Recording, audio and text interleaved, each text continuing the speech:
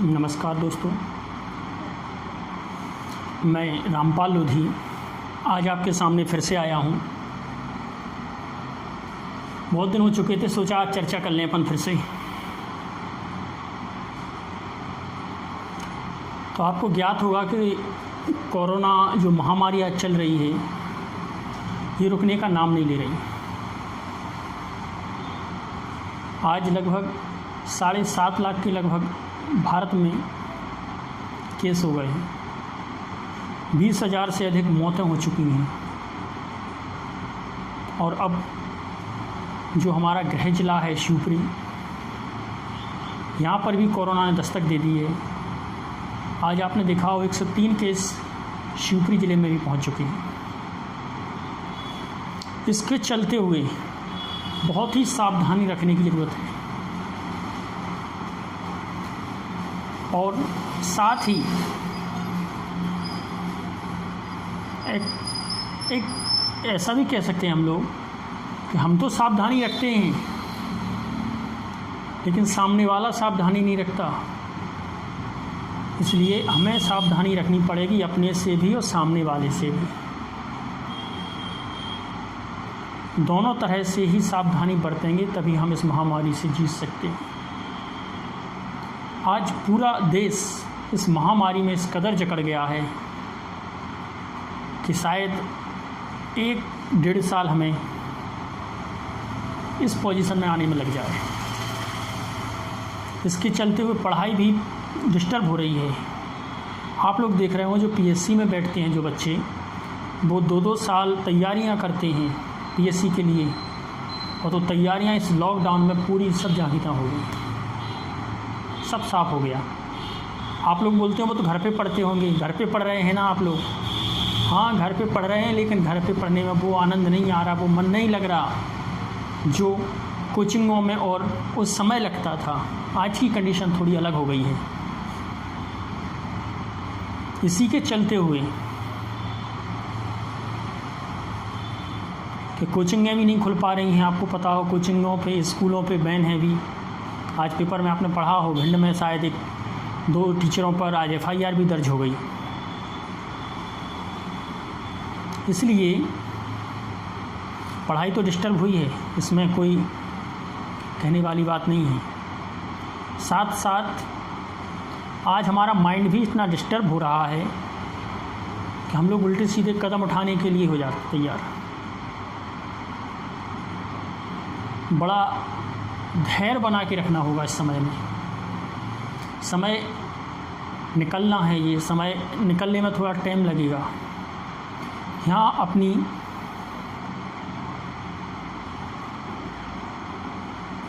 जो आत्मा की शक्ति है उस पर विश्वास करना पड़ेगा। आत्मविश्वास को बढ़ाना पड़ेगा कि हम इतनी जल्दी ना टूटें। अभी जो घड़ी चल रही है वो धैर्य रखने की घड़ी चल रही है, परीक्षण की घड़ी चल रही है कि आप कितना धैर्य रख सकते हैं। इसी के साथ में हमने सोचा कि अब पढ़ाई ऑनलाइन भी स्टार्ट की थी हम लोगों ने। आपको पता हो 1 महीने पहले शुरुआत कर दी थी हम लोगों ने, और पहले ही कर दी थी। लगभग वही मान के चलें आप 25 मई के समथिंग स्टार्ट करी थी, और 8 दिन आपकी चल पाई थी सही से। 2 वीडियो हम डालते थे, एक MP का भी डालते थे, एक हिस्ट्री का भी डालते थे। आप लोगों ने भी बहुत सपोर्ट किया था, लेकिन कुछ प्रॉब्लम ऐसी आ गई थी जिनके कारण आगे नहीं चला पाए हम लोग। थोड़ी समस्याएं थीं, जैसे कि आपको ज्ञात हो शिवपुरी हमारा 2-4 दिन में अभी डेली आना जाना चल रहा है, और शायद 17 तारीख तक चलता रहेगा, क्योंकि 17 तक शायद भी ट्रेनिंग है। 17 के बाद पोस्टिंग हो जाएगी तो शायद फिर नहीं करना पड़े। इसलिए थोड़ा संतुलन उधर भी बनाना पड़ता है, यहाँ पे भी आना पड़ता है। साथ साथ में कोरोना भी चल रहा है, और आप कल देख रहे हैं कि फ़िलहाल तो पिछोर में लॉकडाउन है 12 तारीख तक पूरा शिवपुरी ज़िला। इसलिए आजकल तो मार्केट भी सारी बंद हैं, व्यवस्थाएँ भी सारी डगमगा गई हैं। तो आप लोग फ्री बैठे हो, तो हम चाह रहे थे कि अपन 1 आध वीडियो डेली का आप डालने लगे, अपडेट करने लगे। और अब जो हम वीडियो अपडेट करेंगे वो बहुत बेहतरीन तरीके का वीडियो होगा आपका। बेहतरीन तरीके से मतलब है कि आपका सबसे इम्पोर्टेंट टॉपिक पे आज नहीं अगले वीडियो से हम चर्चा करेंगे। वो टॉपिक होगा आपका मध्य प्रदेश का। आपको जैसे कि पता हो कि मध्य प्रदेश MP एक ऐसा टॉपिक है, एक ऐसा सब्जेक्ट है जो स्टेट की आप कोई सा भी एग्ज़ाम दे लें 100% आपको मिलता ही है। आप MP PSC दे लें, MP पुलिस दे लें, जेल पहरी दे लें, SI दे लें, कोई सा भी एग्ज़ाम अगर आप दे रहे हैं MP का, मध्य प्रदेश का, तो ध्यान रखें उसमें मध्य प्रदेश की महत्वपूर्ण भूमिका रहती है। साथ ही आपको पता होगा कि जेल पहरी की भी विज्ञप्ति आएगी, अक्टूबर का शायद डेट है उसकी 24 अक्टूबर, और MP पुलिस के भी शायद आ सकती है। 8289 पद पर स्वीकृति मिल चुकी है, मंजूरी मिल चुकी है, लेकिन सभी लोगों का कहना है कि इतने पदों से कुछ नहीं होने वाला, पद चाहिए अधिक। और सही भी है, हमारा अधिकार भी है पद मांगने का, क्योंकि जब सरकार आई नहीं थी कांग्रेस की भी, तब कांग्रेस की सरकार ने ये बात कही थी कि 50,000 पदों पर भर्ती करेंगे हम पुलिस की। ठीक है, परिस्थितियाँ थी, कांग्रेस चली गई, नहीं निकाल पाई। अब मध्य प्रदेश में भाजपा की भी सरकार आ चुकी है, तो आशा हम भाजपा की सरकार से भी कर रहे हैं कि भाई जो आपने 50,000 की जो बात है पुलिस की, कम से 50 नहीं तो 20,000 तो पुलिस के पद आप निकालें, क्योंकि 3 साल होने जा रही हैं। 17 में भर्ती हुई थी, 17 से लेकर 18, 19 और 20 चल रही है, 3 साल से भर्ती नहीं हुई।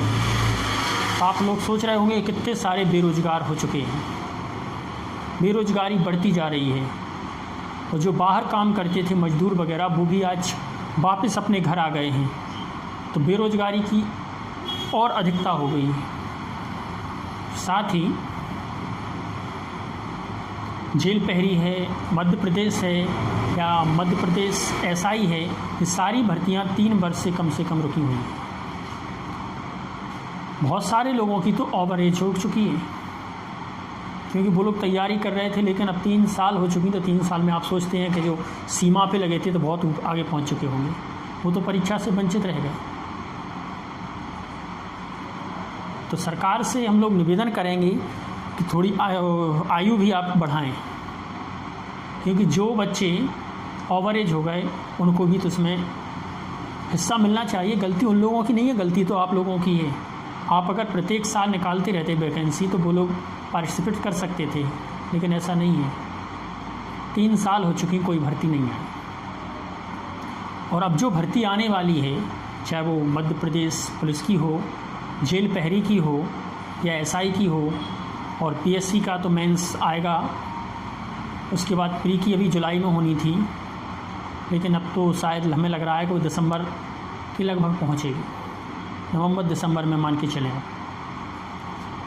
तो इसलिए जो PSC में बैठना चाहते हैं फर्स्ट में यानी प्री में, SI में बैठना चाहते हैं, जेल पहरी में बैठना चाहते हैं, MP पुलिस में बैठना चाहते हैं, तो उन सभी के लिए मैं बताना चाहता हूं कि बहुत इम्पोर्टेंट विषय है मध्य प्रदेश। आप कुछ नहीं कर सकते जब तक, तो कम से कम मध्य प्रदेश को तो आप इतने अच्छे से कर डालें जब तक ये लॉकडाउन चल रहा है या कोचिंगें बंद चल रही हैं, तो कम से कम आपका एक सब्जेक्ट तो मजबूत हो जाना चाहिए अच्छे से। एक सब्जेक्ट पे तो अच्छी पकड़ हो जानी चाहिए, बकाया जो सब्जेक्ट रहेंगे हम उन्हें निपटेंगे। तो आपको पता हो मध्य प्रदेश की इतनी महत्वपूर्ण भूमिका है कि MP PSC में 20 नंबर तक पहुंच जाती है, चाहे SI में देख लें आप, चाहे MP पुलिस में देख लें आप, चाहे जेल पहरी में देख लें आप, चाहे PSC में देख लें। और इस बार तो PSC में ST एक्ट भी हटा दिए गए हैं, 2020 का जो नया सिलेबस आया है आप लोगों ने देखा होगा। तो इसके हिसाब से अब आशा है कि MP में MP को ही बढ़ाया जाएगा, जो एक्ट हटाए गए हैं उनके स्थान पर मध्य प्रदेश को ही आगे बढ़ाया जाएगा। इसलिए आप लोग मध्य प्रदेश की अच्छे से तैयारी करें। साथ ही जो मध्य प्रदेश पुलिस में भर्ती दे रहे हैं, जो बैठना चाहते हैं मध्य प्रदेश पुलिस में या जेल पहरी में या SI में, उन लोगों को ऐसा लग रहा होगा कि सर मध्य प्रदेश पुलिस में मैथ और रीजनिंग के भी तो हिस्से हैं, वो भी तो आते हैं कम से कम 20-20 नंबर के। MP आती है, उससे थोड़ा बहुत कम मान के आप चलें, लेकिन इनका भी तो हिस्सा है उसमें, बिल्कुल है। अगर आप मैथ की तैयारी कर सकते हैं तो आप घर पे ही करें, और घर पे अगर आप लोग नहीं कर पा रहे हैं तो मुझे कमेंट करें, हम आपको मैथ के टीचर की भी व्यवस्था कराएंगे ऑनलाइन ही। आपको मैथ भी पढ़ाएंगे, रीजनिंग भी पढ़ाएंगे और एमपी हमारी चलेगी। लेकिन आप लोग सपोर्ट करें और आप लोग ये बताएं, हमारे ये कमेंट करें इस बात पर कि हाँ सर आप मैथ और रीजनिंग की व्यवस्था करवाएं, तो वो भी हम करवाएंगे। साथ ही साथ जब सारी व्यवस्थाएं होंगी, चाहे मध्य प्रदेश हो, मैथ हो या रीजनिंग हो, तो ये तो आप समझते हैं कि निःशुल्क तो कोई टीचर आएगा नहीं, उसको कुछ तो देना ही पड़ेगा। इसलिए आप लोगों से भी कुछ शुल्क रखी जाएगी और नोट्स वगैरह आपको प्रोवाइड कराए जाएंगे। जो शिवपुरी ज़िले के क्षेत्र में हैं उनको तो हम घर तक सेल करेंगे, पहुंचाएंगे उनको नोट्स, उसकी भी व्यवस्था हम करेंगे। और इन लोगों के जैसे एमपी पीएससी है, एमपी पुलिस है, जेल पहरी है, एसआई है, आप जौन से या अपन बोलें जिस भी क्षेत्र में जाना चाहते हैं, जिसकी तैयारी करना चाहते हैं, तो आप लोग व्हाट्सएप में आप मैसेज भेज सकते हैं और उस मैसेज पे आप लिख सकते हैं कि आप तैयारी का ही कर रहे हैं। तो हम चाहते हैं कि उन लोगों का एक ग्रुप अलग बनाया जाएगा व्हाट्सएप पे ही, जिसमें एमपी पुलिस वालों को एमपी पुलिस का, पीएससी वालों को पीएससी का, जेल पहरी वालों को जेल पहरी का, एसआई वालों को एसआई का। उसके हिसाब से ही आपको जो वीडियो है ना हम प्रोवाइड कराएंगे, वो वीडियो 1 घंटे तक ही आपका चला करेगा। 1 घंटे बाद आपका वीडियो हटा दिया जाया करेगा। तो वो ग्रुप बाय ग्रुप हम सोच रहे हैं सेंड किया करेंगे आपको। यूट्यूब पे भी चलाएंगे, देखेंगे, कोशिश करेंगे। अगर यूट्यूब पे 1000 सब्सक्राइबर हो जाएंगे तो वहाँ पे भी हम लाइव ले सकते हैं क्लास, क्योंकि आप समझते हैं कितना टाइम लग जाता होगा कि वीडियो बनाने के बाद फिर उनको चलाना, बहुत टाइम लग जाता है। इसलिए जिन लोगों की शुल्क जमा हो जाएगी या जिन लोग तैयारी कर रहे हैं, अपना नंबर भेज देंगे, उन लोगों के लिए हम चाहे लाइव क्लास 1 घंटे चलाया करेंगे। वो हम सिस्टम जमाएंगे या तो कोई ऐप के द्वारा करेंगे या कुछ भी करेंगे, जिससे आपको 1 घंटे की पूरी क्लास मिला करेगी। चाहे वो फिर मैथ की हो, रीजनिंग की हो या एमपी की हो या करंट अफेयर की हो, जो भी हो, सारी क्लासें आपको प्रोवाइड कराई जाएंगी। जब तक आप लोग तैयार भी होते हैं या सारे लोग इकट्ठे होते हैं, ग्रुप बाय ग्रुप बनते हैं, तब तक हम लोग मध्य प्रदेश की क्लास स्टार्ट करेंगे। और ऐसी क्लास के आपको आनंद आ जाएगा मध्य प्रदेश पढ़ने में। मध्य प्रदेश आपका अगर अच्छे से तैयार हो गया तो समझ लेना आपने सफलता की एक सीढ़ी पर कदम रख दिया, चाहे वो कोई सी भी स्टेट की वैकेंसी हो। इतना इम्पोर्टेंट है मध्य प्रदेश कि आप पिछले सालों के कोई से भी पेपर उठाकर देख लें, आपको समझ में आ जाएगा कि मध्य प्रदेश से कितने प्रश्न पूछे जाते हैं।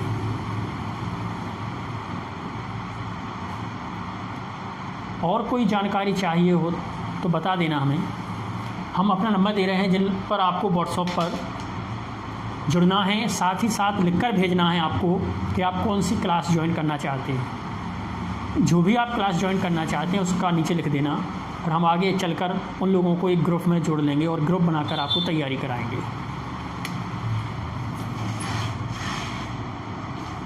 सेवन 697168322 ये व्हाट्सएप नंबर है, इस पर आप लोग जुड़ सकते हैं और व्हाट्सएप पर मैसेज डालकर लिख सकते हैं कि आप किसकी तैयारी करना चाहते हैं।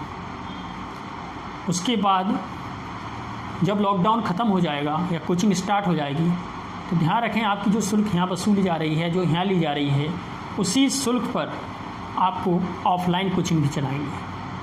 आप टेंशन बिल्कुल ना लें और अच्छे से तैयारी करें, क्योंकि ये मौका फिर आ रहा है। आप देख रहे हैं कंडीशन इतनी ख़राब हो चुकी है कि बहुत पीछे पहुंच गए और वैकेंसी अभी जो आ रही है उसके बाद कह नहीं सकते फिर कब आएँ। और जो फर्स्ट टाइम पे तैयारी में मन लगता है ना, ध्यान रखे रहें, वो दूसरे टाइम पर नहीं लगता। मैंने कोशिश की है कि सोते हुए जगा लें, क्योंकि जगाने वाला कभी कभी ही मिलते हैं और जो नहीं जाग पाते वो सोते रहते हैं और ज़िंदगी भर पछताते रहते हैं। एक छोटी सी कहानी आपके बीच रखना चाहता हूँ इसी से संबंधित, कि टीचर जो होता है एक कारीगर होता है। वो अपनी छेनी हथौड़े की कला से, वो अपने परिश्रम से, अपनी मेहनत से उसे तैयार करता है। ठीक, अब वो मेहनत, वो परिश्रम तो वो करता है, पसीना भी बहाता है, उसके बाद भी वो एक कारीगर ही रह जाता है।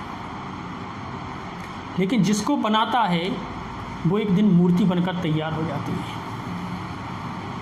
जैसे कि एक उदाहरण है छोटा सा। एक बार कोई कारीगर था जो जंगल में किसी पत्थर को तराशने के लिए निकला था,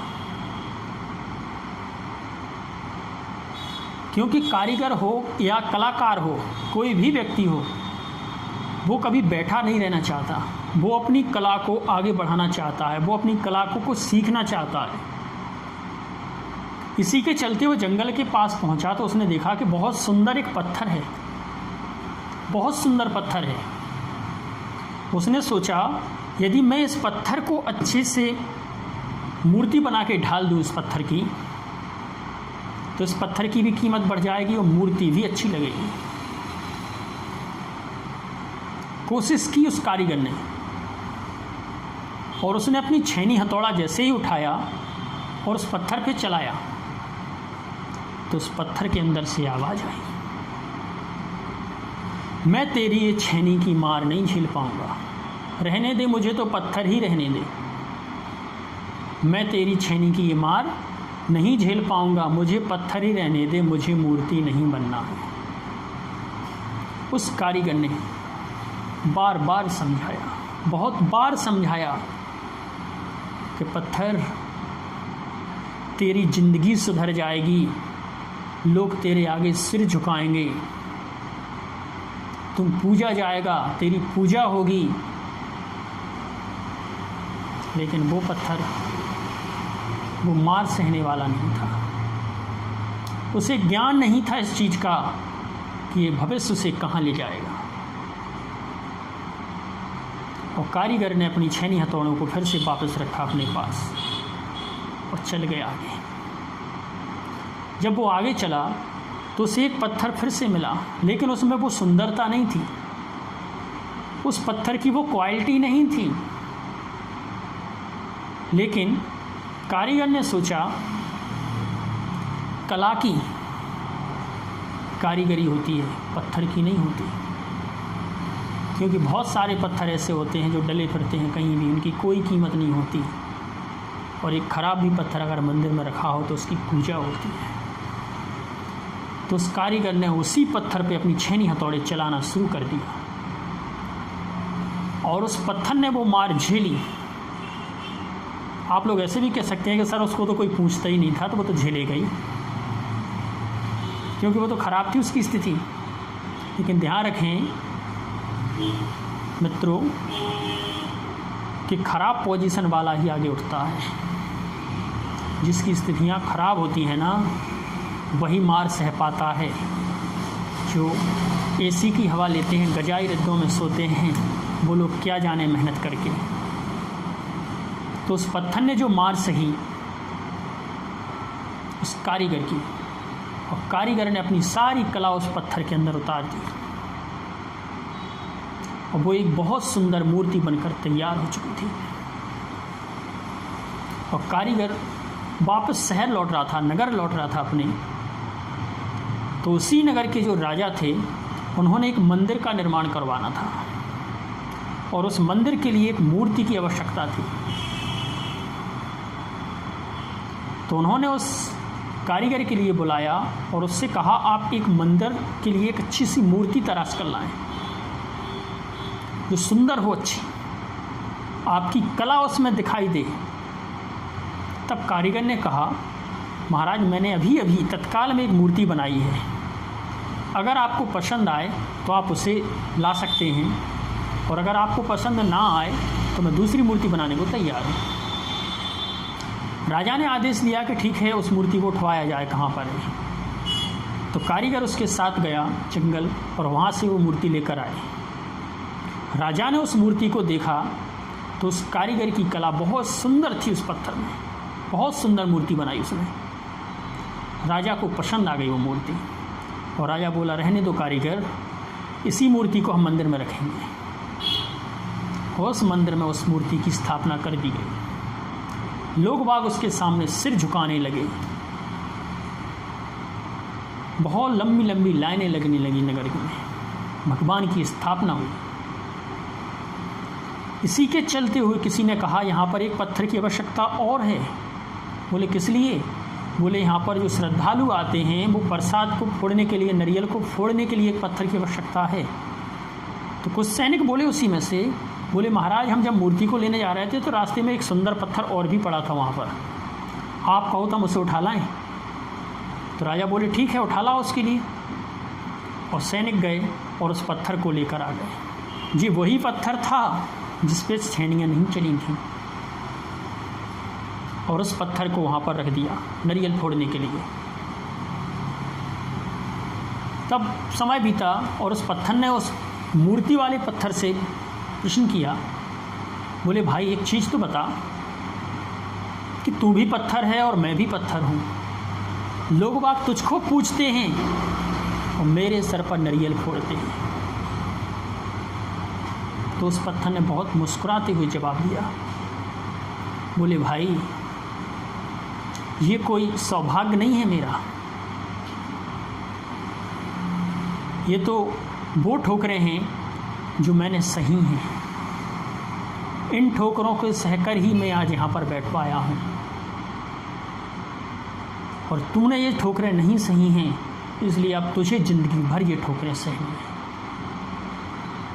इसलिए ध्यान रखें कि जो कष्ट आप आज उठा लोगे वो जीवन में आपको बहुत सुखदायी रहेंगे, और जो कष्ट आज उठाने से आप डरोगे वो ज़िंदगी भर आपको उठाने पड़ेंगे। बहुत सारे लोग देखे, आपने देखे, वो बहुत सुंदर होते हैं, बहुत छबीले होते हैं, लेकिन उनके अंदर कोई दिलचस्पी नहीं होती है पढ़ाई करने की, कला की। एक दिन स्थितियाँ जो होती हैं वही उनकी नौकरी करने के लिए तरसते हैं, जिनकी वो कभी कद्र नहीं किया करते थे। इसलिए जो मेहनत करता है, जो संघर्ष करता है, ध्यान रखे रहें, जीवन में सफलता और सक्सेस वही होता है। तो मैंने आपको एक छोटी सी कहानी सुनाई है, आप लोग अपने आप में देखना। और मैं ये भी नहीं कहना चाहता कि आप लोग जुड़ें ही, मैं वीडियो आपको YouTube पर चला रहा हूँ, आप वहाँ पर भी देखते रहें। साथ ही साथ जो भी आपको समस्या है तो आप वैसे भी मुझसे प्रश्न कर सकते हैं, मैं वैसे भी आपको बताता रहूँगा। और पढ़ाई करते रहें आप अच्छे से, कोरोना से सावधान रहें क्योंकि समय ख़राब चल रहा है। इस महामारी से हमें बचना है, हमें जंग जीतना है। इसी के साथ हम मिलेंगे अब नेक्स्ट वीडियो में। धन्यवाद।